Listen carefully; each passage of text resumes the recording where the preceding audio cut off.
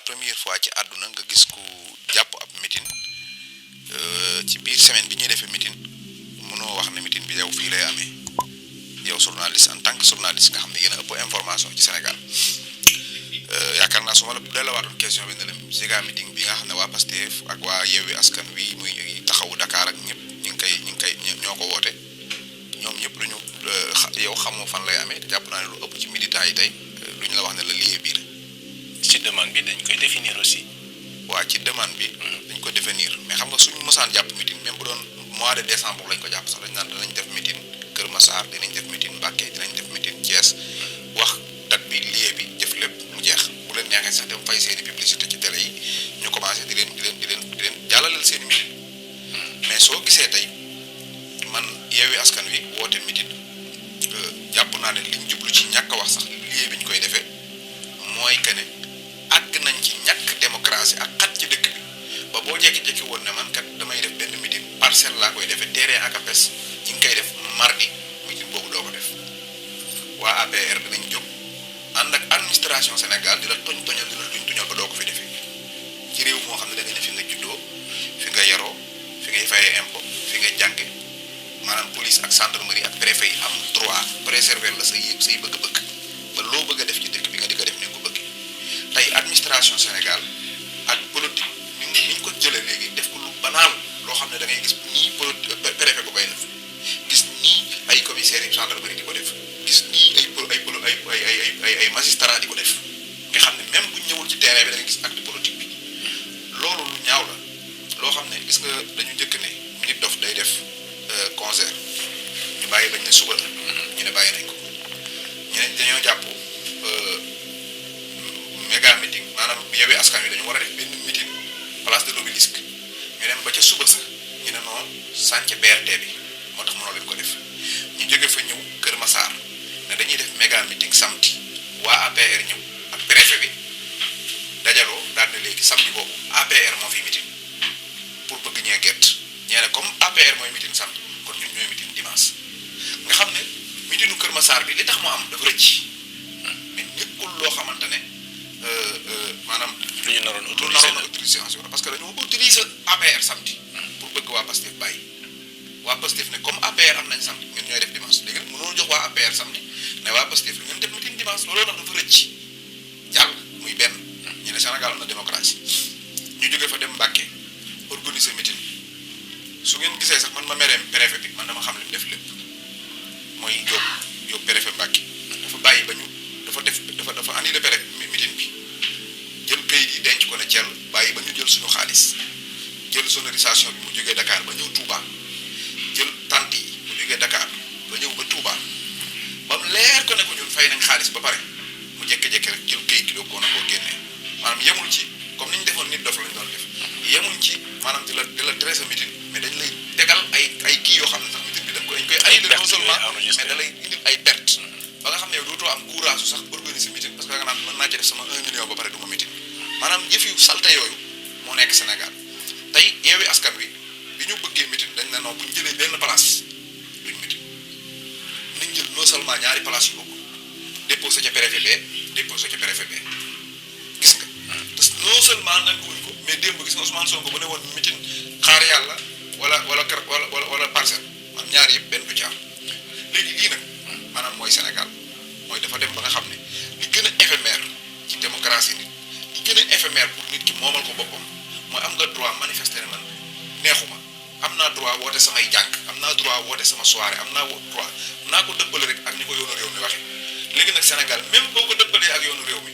waa APR bañ nañ jàmm boo xam ne ku fi annoncé meeting doo ko fi defee lii lay wane mooy Sénégal amatul jàmm man barki démb rek maa ngi annoncé benn yokk ngan bu ma war a dem kii nu mu tuddati Nioro ak Casamance bi ma ko annoncé nit ku nekk day yuuxu ne ma bul jëmati fenn di ko wax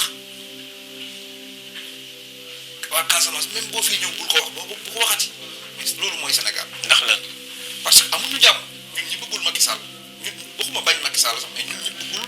ñu Macky Sall di politique ñi taxaw publiquement di ko dénoncer ñun moom sawara lañ nekk nii actuellement dañ lay saaga ndey dañ lay kar ci mbedd yi di yàq sa oto dañ lay kar di la dóor am na ci ñun ñuy kar ci mbedd yi di leen dóor ah soo toogee ci télé bi di wax police gendarmerie BSDA xaw ma fan ak fan ñëpp a ngi ni kaw di la xool bëgg nga tarxiis ci sa làmmiñ bañ jël la dóor ci kaso bi soo gis nga boo taxawee ci jàll këriñ bi di jëndi sax defal ndànk parce que mën naa mujj kaso man loolu moo am Sénégal man bu may tukki Europe léegi boo waxee jour tel laay dem gars yi dañuy tiit sa valise bi mën nañ ci def nangam mën nañ ci def nangam soo waxee man de Cheikh Bara Ndiaye damay dem Kaolack samedi bii di ñëw à midi ñëpp seen bët fii lay dem parce que dañ naan maanaam jóg léegi jëm Kaolack wax ne maa ngi dem Kaolack sax léegi musiba la ci koo xam ne da ngaa contre Macky Sall léegi lii nag mooy dañuy nekk fii naan Ousmane Sonko amul jàmm ak lii mooy ñàkk jàmm lii mooy jàpp ay gor yoo gënul ndey gënoo leen bàyyi gënoo leen jut ëppoo leen droit ci réew mi dàqoo leen a jàng toñal leen parce que yaa yor pouvoir ba indi leen ba fii. mais est-ce que lii li ko indi leen ba fii mënuñoo mitin wax ko mënuñoo seeti seeni xarit ñemewuñoo voyage di ko wax ñemewuñoo tukki yor valise suñuy wax ñi ngi dugal seen làmmiñ fii parce que bëgguñu wax njuumte dégg nga yii mooy xañ jàmm aw asgor mais woote yi mitin ak yooyu yëpp du problème ba Sénégal di Sénégal ba léegi nit ñi ngi mitin ñi ngi woote ay mitin mais ku bëgg a gis ko xañ ay jàmm ay gor jàppal waa APR d'accord loolu mooy mitin bii nag xañ jàmm nit Mame Mbaye Niang moo la gën a xam ne Ousmane Sonko diffamé wu yow mii toog man mii toog yaa ma gën a xam ne rapport cour de nu mu tuddati rapport IGF dafa am loolu yow xam nga ko man xam naa ko ñëpp xam nañ ko c'est journaliste yi ñëpp a ko xam ñëpp xam nañ na tamit dañoo dugg ci dossier bi pour rien que Ousmane Sonko ñàkkee fayda ñu àtte ko patamee ko génne ko ci candidat yi pour élection yii di ñëw sénégalais yi bu ñu bëggee tànn Ousmane Sonko tamit duñu am possibilité tànn ko ñoom ci loolu lañ nekk yow xam nga ko man xam naa ko ñëpp xam nañ ko amul ku ko xamul lenn moo am Sénégal mooy buur bu am doole di ko jaay aw askan bu ko ñàkk naafeq yi di ko rafetal. d'accord bu ma la définir de Sénégal loolu la mooy buur bu bari doole te yërëmul ñi mu ëpp doole ba noppi fexe ba am naafeq yu toog ci wet di ko rafetalal jaay doole googu loolu mooy am Sénégal gii dégg loolu nag bu amee cim réew looloo tax Ousmane Sonko di waa Yewwi Askan Wi woote meeting bi woote ko pour rassemblement am nit ñi gis ñu jël témoin union internationale ak international suñ ci jógee ñu defaat beneen meeting boo xamante ne kenn ku nekk da nga koy defee ji fa nga dëkk man su ko préfet maye jàpp naa ne sax xalaat moom politique àggul ci nag nit ki dëkk Mbàkke ne day meeting encore nga ne ko doo ko fi defee ki dëkk Fuuta kii dëkk parce que seen 46 départements yëpp ñu ngi koy woote suñ ko mayee man le 15 man damay dem Touba foofu ci Mbàkke ci ginnaaw sëñ Cheikh Thioro Mbàkke laa koy dem defee ji muy député bu Yewwi Askan Wi Sénégal gépp tamit def ko mais lii li ñu cee gisaat benn affaire la mooy Yewwi Askan Wi ñoom xam nañ ne ñoo moom Sénégal ñoom léegi oui parce que parti bu amul mbooloo parti boo xam ne ñemewoo say mobilisation ñemewoo woote meeting boo xam ne tey la samedi dimanche maanaam 2 jours avant meeting bi waxagoon nit ñi fan nga koy defee te suñ ci eggee wóor na la yow soo bàyyi woon ba 2 heures de temps nga ne parcelle la mu fees dell mais loolu ñoom xam nañ ne ñoom ñoo moom Sénégal fu ñu woote nit ñi danañ leen fekk APR gii gis nga ñemewu ñoo jàpp meeting pendant 15 jours gis nga conseil des ministres bi war a amee Diourbel ñu ngi ci mën naa am fii 1 mois lay jëm xam nañ ne Diourbel la ñu ngi tàmbalee def seen i mobilisation tàmbalee def seen i réunion suñ ko deful mënuñoo dajale 100 personnes. d'accord Yewwi Askan Wi nag tey la samedi dimanche lundi mardi la meeting bi yow xamagoo fan la man xamaguma fan la te suñ ca yeggee da nga gis mbooloo muy tuur. oui wax naa loolu mooy moom réew mi. wax naa ko sànq mais est-ce que yéen a maanaam aussi nga def lettre d'information bëgg def benn rassemblement te définir justement fi nga xam ne foog nga koy defee. waaw non préfet bi. oui wax nañ ko fii lañ koy defee. préfet bi xam na ko mais soo ko waxee ci kaw doo ko def.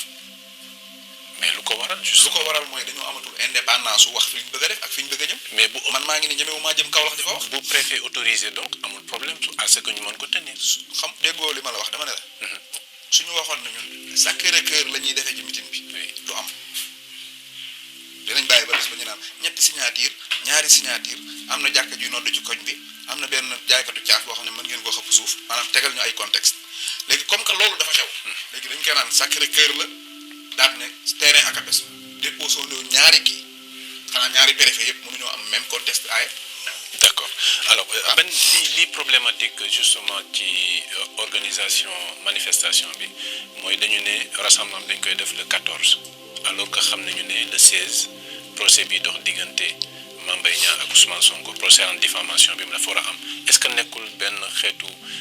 maanaam volonté pour peut-être entraver tenue procès boobu. loolu kay la Yewwi Askan Wi ñoom dañoo def acte boo xamante ne acte Yewwi Askan Wi la mooy le 14 ñu def rassemblement taxaw wax ak sénégalais yi le 15 kooku sénégalais yi ci seen bopp ñoo war a wane fan la leen Ousmane Sonko yegg lan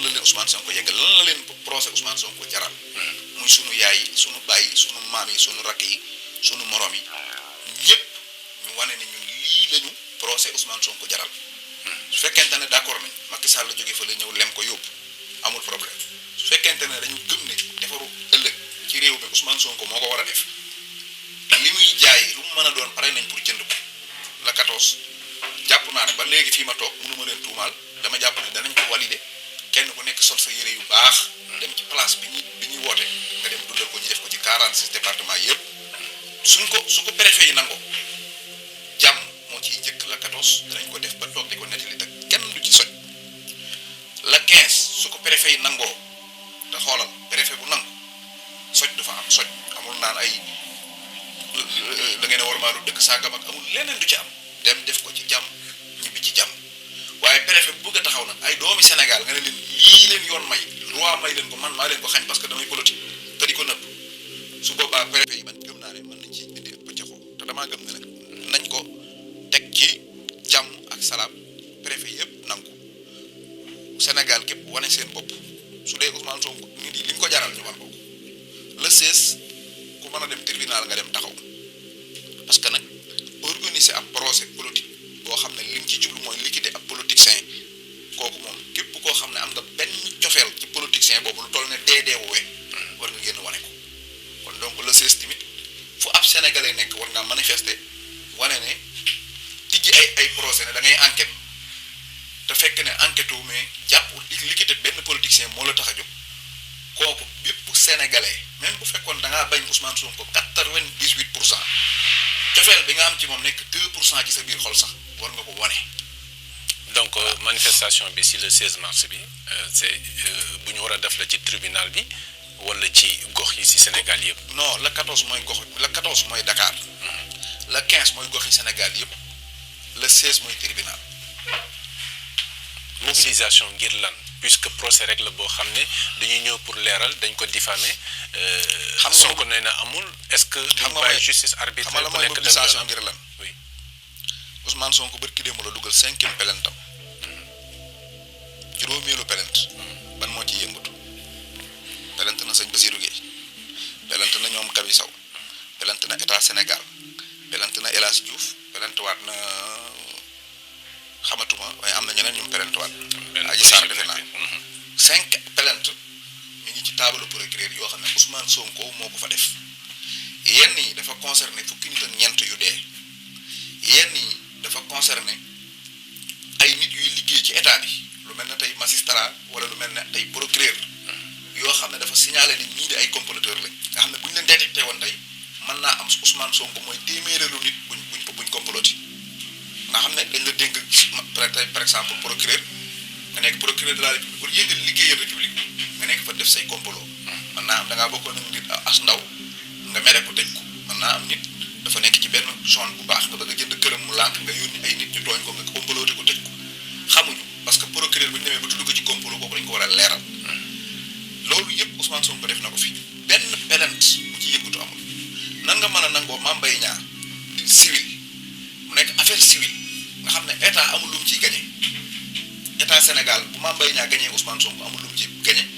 bu Sonko gagné amul lu mu ciy gagné bu fekkee état normal lañu wax état nangu pour yooyu ñu def diffamation ñu def citation directe mais dañ ko woo jël li leen neex ñu chargé ko ci en tant que procureur bind plainte même pas 1 mois et demi andi nañ plainte bi ba jàpp date àtte bi loolu teewul sa xel ci ki nga xam ne yow yaa koy indi plainte bi nii moom mi ngi juróomi plainte yu yëkkatoogul parce que temps amul quoi yoon ñi dañoo tuuti quoi ñoom bëriwul looloo tax mënoo fa dugal plainte rek taf mu gaaw Mame Mbaye Niang ñëw fan ban buntu la jaar ba 1 mois et demi ñu jàppal ko datu àtte bi ñu ñëwee boo fi dégg Sénégal lu ci ëpp danañ ko renvoyé au moins 4 fois première bi ñu njëkkee ñëw tribunal ne dañ koy àtte 4 ou 3 fois. tàtte yëpp renvoi ferme. 3 fois la yem renvoi ferme yow mos nga kaa dégg sax ci benn procès yow man xam mosuma ko dégg doo ko dégg renvoi ferme ah bu Sonko Adji Sarr bi de dafa mel ni loolu la di. de amagul renvoi am na renvoi mais jàppaguñ sax datu àtte mais dañuy àtte lii parce que renvoi ferme la bu Mame Mbaye Niang bi plutôt. bu Mame Mbaye Niang laa wax kese lan moo tax Sénégal gépp ñi ci tooñ ñëpp amul renvoi ferme Sonko moom mooy am renvoi ferme dama lay génne li ci politique renvoi ferme moom da ngay nekk ci biir tribunal bi di avocat wala nga nekk ci biir tribunal bi comme Pape Ndiaye di nekk ci journaliste judiciaire doo ko mën a xam ay renvoi ferme mais renvoyé naa ko mais renvoi ferme la jàkkee doo ko dégg ci bi nga nekkee Coulibaly ba tey nañu waxante dëgg lan moo tax Mame Mbaye am privilège boobu tam nekk affaire civile ñu ñëw juge bi war a àtte bi taxaw naan li xewoon fii du fi xewaat ak nangam ay awak maanaam bi ñu ne dañuy première dàq àtte bi muy renvoyé wax def na renvoi ferme force dama koy àtte ñu ñëw ay procureur ay avocat bëgg a dugg ci biir dossier bi nga ne non léegi ma am leen 15 minutes pour ma gaawantu lan la bu Mame Mbaye Niang amee dëgg lan la jëriñ juge bi yaakaar nga ne yow su fekk woon Sonko dafa nekk candidat 2024 di ñëw nii tey waaj a yegsi est-ce que patax yi ñuy def ci dossier bi dina Mame Mbaye Niang sax dina taxaw tribunal naan kay àtte ma wala suñ ko renvoyé kenn du ci am benn problème dañ ko war a juger renvoyé nañ ko temps bi suñu kanam jeex na mais ñoom li ñuy def gis nga ko man gis naa koy ñëpp gis nañ ko léegi nag juge bi saa buy àtte benn àtte day wax ne ci nom de peuple Sénégal mais peuple Sénégal boobu nag le siège xajuñu tribunal xajuñu Dakar mais xaj nañ ci bëtu nit ñi xaj nañ Sénégal 7 xaj nañ Walfadjri xaj nañ feneen ak feneen ñëpp danañ yëg ne Sénégal ci boppam ñoo àndul ci yëfu tappale yii ñuy def